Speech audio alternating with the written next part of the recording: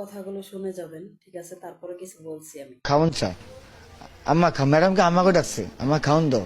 তুই বলি থাক, তোর কিসের খাওন? ক্ষুধার্ত, খালি ক্ষুধার্ত, মেডিসিন বাইর করছি ওইখান থেকে, খালি ক্ষুধার্ত, খালি খায়, খালি খাই। একটা মানুষের মারছে, ঠিক আছে তো এই যে উনি যে কথাগুলো বললো, ঠিক আছে, সেই কথার সাথে আমিও একমত।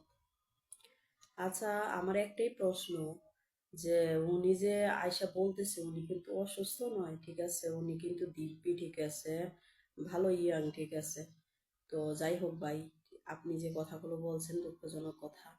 তো আপনারে আমার একটাই কথা, আপনি যে কাজে দিচ্ছেন, ঠিক আছে, আপনার মেয়ে কি কাজের বয়স হয়েছিল? আপনি যদি না খাওয়াইতে পারতেন, ঠিক আছে, না পড়াইতে পারতেন, মানুষ থেকে ভিক্ষা করে খাওয়াইতেন? বড়লোক বাসা পাইয়া কাজে দিয়ে দিছেন, এখন আইসা মানে নিউজে বলতেছেন, মানে সাংবাদিকের বা ইউটিউবারের মানে সামনে বসে বক্তৃতা দিতেছেন। আপনার তো লজ্জা থাকা দরকার। আপনি সন্তান মানে জন্ম দিতে পারছেন, দায়িত্ব নিতে পারছেন না, আপনি কেমন পিতা? আরে মানুষ তো হাজার হাজার মানুষ রিক্সা চালায় খাইতেছে, হাজার হাজার মানুষ ভিক্ষা করেও খাইতেছে সন্তান নিয়ে। আপনার মেয়ে তো কাজের বয়স হয় নাই, তাহলে কেন কাজ করতে দিছেন? আর এই বাচ্চা মেয়ে কি কাজ করবে?